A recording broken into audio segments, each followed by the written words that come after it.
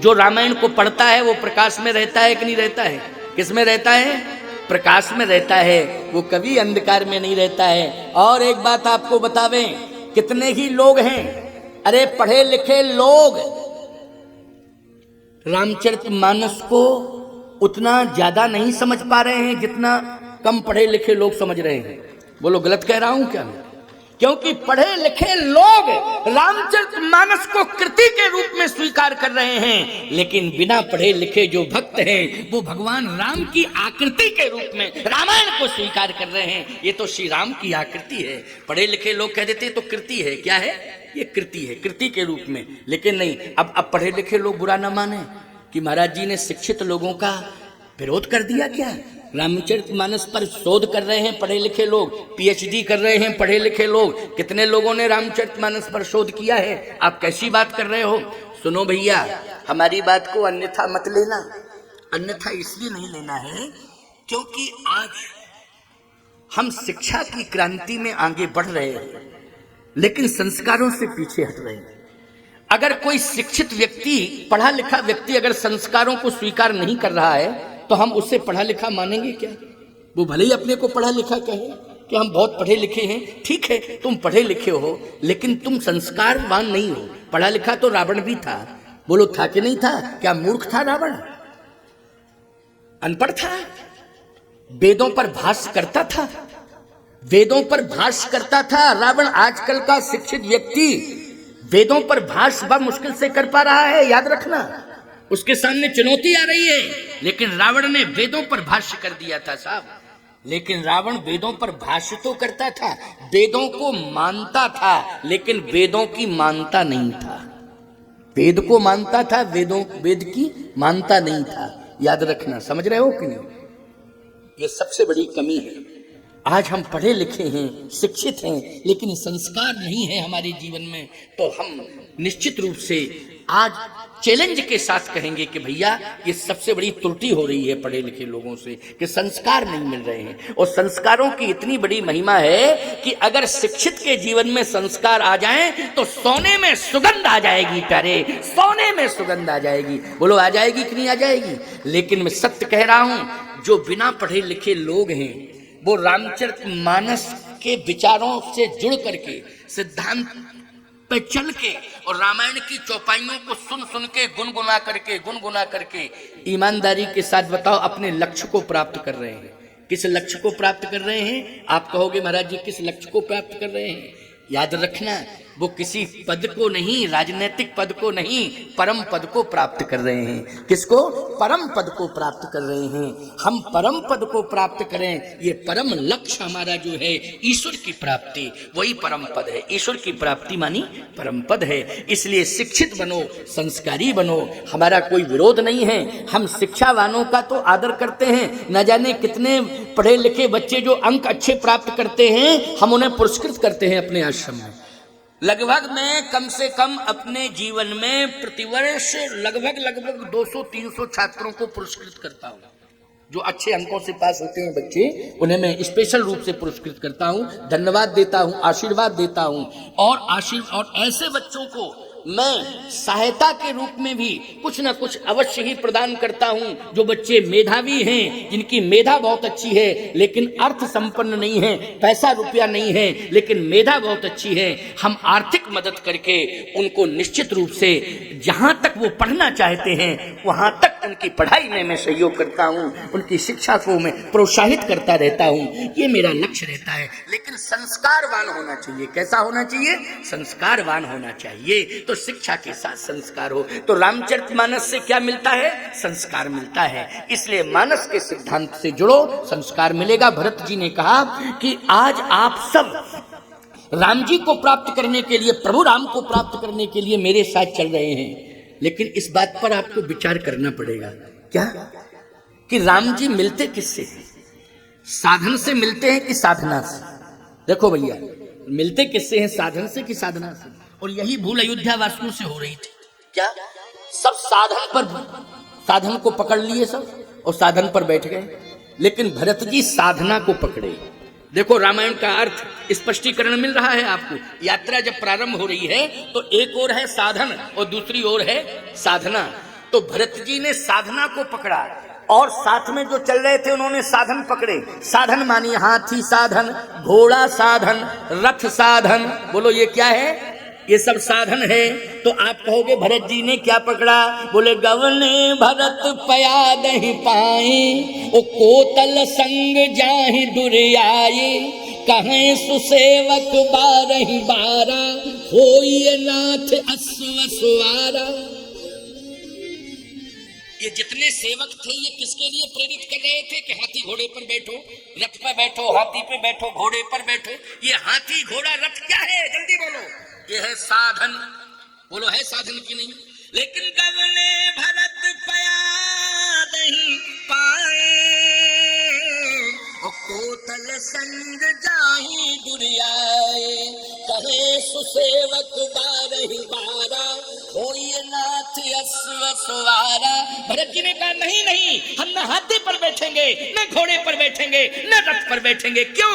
बोले राम पया दही पाए सिधाए, हम कहाँ गज रथ बाज बनाए, सिर भर जाऊं चित यश मोरा, वो सब ते सेवक धर्म कठोरा।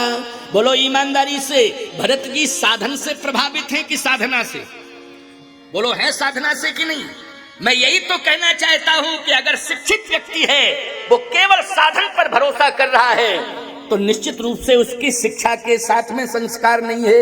बोलो क्या नहीं है? संस्कार नहीं है। लेकिन यदि वो साधना से प्रभावित है तो शिक्षा के साथ क्या जुड़ा है? संस्कार जुड़ा हुआ है। बोलो जुड़ा है संस्कार कि नहीं जुड़ा है? आज आप देखें, साधन वाले व्यक्ति परिवर्तन नहीं ला सकते हैं समाज में, साधना वाले व्यक्ति परिवर्तन ला सकते हैं।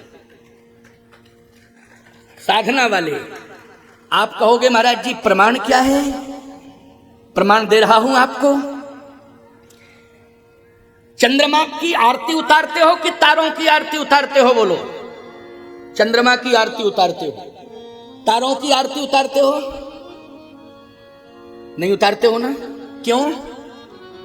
तुम्हारे लिए कष्ट चंद्रमा सहता है और तारागणों को कष्ट से बचाता है। बोलो भाई बचाता है कि नहीं? तारागणों को क्या करता है चंद्रमा? कष्ट से बचाता है। जब ग्रहण पड़ता है तो स्वयं ग्रहण से प्रभावित हो जाता है चंद्रमा। लेकिन ईमानदारी से बताओ, तारागणों पर आंच आने देता है क्या? बोलो ये चंद्रमा की साधना है कि नहीं? बोलो क्या है? घर का जो मालिक होता है, लोग कहते हैं साहब मालिक बन गए अब तो चकाचक है, आनंद लो। मालिक बनना मानी जानते हो चुनौती है। मालिक बनना मानी क्या है? जल्दी बोलो। चुनौती है। जितने मालिक बैठे हैं सब कह रहे हैं हमारे, क्योंकि मालूम है भुगत रहे वो भुगत रहे हैं। ये बात बिल्कुल पक्की है। बहुत बड़ी चुनौती है, बहुत बड़ा संघर्ष है। क्योंकि जब भी कभी कोई आंच आती है तो मालिक उस आंच की लपेट में आ जाता है, परिवार को बचाता है। बोलो बचाता है कि नहीं बचाता है? मैं एक बात कहना चाहता हूं, देश के ऊपर आंच आती है तो देश के मुखिया को क्या सुख मिलता है? अगर वो देश का मुखिया सुखानुभूति महसूस कर रहा है कि हमें क्या लेना देना, मरे लोग चाहे कटें जले मरे, हमें क्या मतलब है, अगर ऐसी भावना से वो ग्रसित है, प्रभावित है, तो उस देश के मुखिया को हम जयचंद कहेंगे प्यारे, महाराणा प्रताप नहीं कहेंगे, जयचंद कहेंगे। क्या कहेंगे? वो देश का गद्दार है।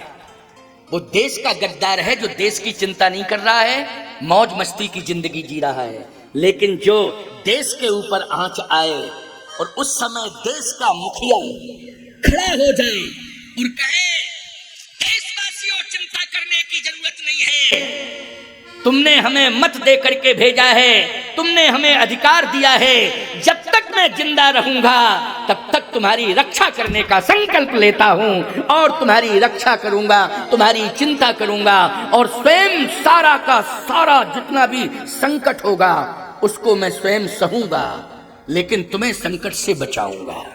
सहूंगा मैं लेकिन बचाऊंगा तुम्हें। और भरत जी ने यही किया। भरत जी ने यही किया। एक बात और बताएं आपको, सुनते जाना। भरत जी ये कहते कि नहीं, हाथी घोड़े छोड़ दो, रथ छोड़ो, ये ठीक नहीं है। देखो मैंने छोड़ दिया, तुम लोग भी छोड़ो ना, किसी से नहीं कहा। परिवर्तन अपने आप में किया, और परिवर्तन किया तो अभूतपूर्व परिवर्तन हो गया। बिना कहे ही परिवर्तन हो गया, बिना कहे परिवर्तन हुआ है। आपको रामायण में लिखा है, तभी तो मैं कह रहा हूं। वैसे बिना लिखी बात तो मैं बोलते ही नहीं हूं, आगे लिखा है, पढ़ो आप। गवने भरत पया दही पाए, सुनते जाना जरा।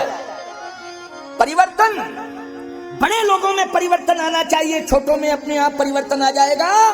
परिवर्तन कहने से, भाषा देने से नहीं होता है, परिवर्तन स्वयं करने से होता है। स्वयं हम परिवर्तन कर लें अपने आप में, समाज में परिवर्तन आ जाएगा। हमें कहने की आवश्यकता नहीं पड़ेगी, कहने की आवश्यकता नहीं पड़ेगी। मैं एक बात कहना चाहता हूं, जंजीरों से हाथी बांधा जाता है, चींटी को कोई नहीं बांधता है। चींटी को बांधा हो जंजीरों से तो बता दो जरा। लेकिन जब भी बांधा जाता है तो कौन बांधा जाता है? हाथी बांधा जाता है। याद रखना, अनुशासन बड़े लोगों में आ जावे तो कहने की जरूरत नहीं पड़ेगी, अपने आप छोटों में अनुशासन आ जाएगा। लेकिन बड़े लोग अनुशासित होते नहीं है, छोटों से अनुशासित होने की बात करते हैं, इसलिए निष्प्रभावी बात चली जाती है, अनुशासन होता नहीं है। समझ में बात आई कि नहीं आई? इसलिए बड़े लोगों को परिवर्तन, भरत जी ने किसी से नहीं कहा कि हाथी छोड़ो, घोड़े छोड़ो, रथ छोड़ो, सब पैदल चलो ना, स्वयं में परिवर्तन किया। गवने भरत, गवने भरत पया नहीं पाए, कोतल संग जाहि दुर्याए, कहीं सुसेवक बारही बारा, होइए नाथ अस असवारा, राम पया दही पाए सिधाए, हम कहाँ गज रथ बाज बनाए, सिर भर जाऊं उचित यस मोरा, सबते सेवक धर्म कठोरा। भरत जी ने सिर शासन लगा ली, सिर नीचे कर लिया, पैर ऊपर कर लिए। मेरे प्रभु राम बिना पदत्राण के गए, मुझे तो सिर के बल जाना चाहिए। और ऐसा कहते कहते भरत जी का सिर नीचे हो गया, पैर ऊपर हो गए। तो देख सने लोग अनुरागे, उतर चले है गज रथ त्यागे। सबने हाथी घोड़े रथ सब छोड़ दिए। बोलो छोड़े कि नहीं छोड़े? परिवर्तन अपने आप हुआ कि कहने से हुआ? पहले ये बताओ। अपने आप परिवर्तन हुआ। देख सने, देख सने लोग अनुरागे, उतर चले हैं गज रथ त्यागे। हाथी घोड़े रथ सबने त्याग दिया, सब पैदल चलने लगे। बोलो परिवर्तन हुआ? परिवर्तन हुआ। भरत जी के इस यात्रा के क्रम में अभूतपूर्व परिवर्तन। और सुन लीजिए, प्रकृति में परिवर्तन। प्रकृति में क्या परिवर्तन? प्रकृति साथ किसका देती है? जिसके पास साधना होती है प्रकृति उसका साथ देती है। और जिसके जीवन में साधन ही साधन होते हैं, प्रकृति उसको वो मार देती है प्यारे। हाँ, कि एक दिन उनको सोचना पड़ता है और मजबूर होना पड़ता है, और अंत में उन्हें पराजित भी होना पड़ता है। प्रकृति की मार सबसे बड़ी मार होती है। बोलो होती है कि नहीं होती है? मैं आपसे पूछ रहा हूं, देवी आपदा आई भारत में। ये कोरोना महामारी क्या है? देवी आपदा है। बोलो है देवी आपदा कि नहीं? लेकिन मैं आपसे पूछना चाहता हूं, जनहानि भी हुई है, धनहानि भी हुई है। बोलो हुई है कि नहीं? लेकिन मैं आपसे पूछ रहा हूं, विश्वास के साथ कहना, ये देवी आपदा आई, जनहानि हुई, धनहानि हुई, लेकिन सबसे ज्यादा मृत्यु दर भारत में आया। क्यों? किसके बल पर आया? अन्य देश क्यों प्रभावित हुए? क्योंकि उन देशों में साधन था, भारत में साधना थी। इसलिए साधना के बल पर हमने कोरोना को भी चुनौती दे दी। बोलो दे दी कि नहीं दे दी? किसके बल पर चुनौती दी है? साधना के बल पर। सबसे कम मृत्यु दर भारत में। बोलो भाई हुआ कि नहीं? और जिस तरह से ये कोरोना महामारी चैलेंज बन रही थी, लगता ये था कि अब दुनिया में कोई बचेगा नहीं। लगता था कि नहीं लगता था? लेकिन बोलो भाई, आज हम सब उभर गए हैं कि नहीं उभर गए हैं? बोलो, किसके बल पर उभरे हैं? साधन के बल पर नहीं उभरे हैं, साधना के बल पर उभरे हैं। बोलो, उभरे कि नहीं? साधन तो अमेरिका के पास बहुत था, सब कुछ तो था, मेडिसिन, कितना बड़ा मेडिसिन, बोलो भाई, हैं? लेकिन साधना भारत के पास थी, तो हम लोगों ने साधना के बल पर नियंत्रण कर लिया और भगवान की कृपा के बल पर आज हम धीरे धीरे सनई सनई सनई सनई सनई सनई ईमानदारी से बताओ, सफलता की ओर बढ़ रहे हैं कि नहीं बढ़ रहे हैं? बोलो, बढ़ रहे हैं कि नहीं बढ़ रहे हैं? सफलता की ओर बढ़ रहे हैं। यह है भारत। इसलिए भारत जो है साधन पर विश्वास नहीं करता है, साधना पर विश्वास करता है। इसलिए हमारा भारत साधना संपन्न है, साधना संपन्न है। बोलो, है कि नहीं साधना संपन्न? और सुनो जरा, आगे सुनते जाओ। साधना के बल पर परिवर्तन, सब पैदल चलने लगे। प्रकृति, अब आई बात प्रकृति की, जरा प्रकृति की ओर ध्यान दो। प्रकृति ने साधना से प्रभावित होकर साथ दे दिया। कैसे? किए जाए छाया जलधि। तो भैया, बड़े बड़े कंकड़ थे, बड़े बड़े कांटे थे, और कंकड़ीली जगह हो, पथरीली जगह हो, ऊपर से धूप पड़ रही हो, तो बोलो धैर्य टूट जाएगा कि नहीं टूट जाएगा? बोलो जल्दी, धैर्य टूट जाएगा। लेकिन प्रकृति ने साथ दे दिया, चिंता मत करो, तुम्हारी साधना से हम प्रभावित हैं। किए जाए छाया जलधि और सुखद बहई बर्बाद, जसमग भयउ न राम कहाँ, तसभा भरत ही जात है। तसभा भरते द्रवहि बचन सुन कुलस पशाना, ओ पुरजन प्रेम न जाहि बखाना। द्रवहि बचन सुन कुलस पशाना। पत्थर, ईमानदारी से बताओ, इन पत्थरों में कोमलता आ गई कि नहीं आ गई? ये द्रवित हो गए पत्थर, छाया हो गई, बादलों ने छाया कर दी, पृथ्वी कोमल हो गई। कैसी हो गई पृथ्वी? कोमल हो गई। जसमग भयउ न राम कहाँ, तसभा भरते जात। अब आप देखिए, सुनते जाइए, आप आगे कथा का विस्तार चल रहा है। और अभी तो अयोध्या कांड, वैसे तो मैं चाह रहा था कि अरण्य कांड में पहुंच जाऊं, लेकिन पहुंचने की कोशिश तो कर रहा हूं। पहुंच जाऊंगा नहीं, कल पहुंच जाऊंगा, और कल नहीं पहुंचूंगा तो परसों नहीं, परसों नहीं तो बरसों में तो पहुंच ही जाऊंगा। चिंता क्यों करते हो? हैं? चिंता मत करना। हमारे पंडित ब्रजेश तिवारी को साहस दे भगवान, और इनको हम प्रोत्साहित करते हैं, और आप सब भी इनको वाणी से प्रोत्साहित करें कि भगवान की कृपा इनके ऊपर बनी रहे। इसी तरह से कथाएं होती रही इनके माध्यम से। भगवान से मैं प्रार्थना करता हूं, भगवान इनको इतना शक्ति और संबल दे, क्योंकि ठाकुर जी अगर शक्ति संबल देते रहेंगे तो निश्चित रूप से ये कोई बड़ी बात नहीं है। ठाकुर जी की कृपा बनी रहे, तो ये कृपा के बल पर ही इतना बड़ा आयोजन हो रहा है प्यारे। और कृपा रहेगी तो पंगु चढ़े गिरवर गहन, मुंह कहो बाचाल, क्या नहीं हो सकता है, सब कुछ हो सकता है। आइए सुनिए।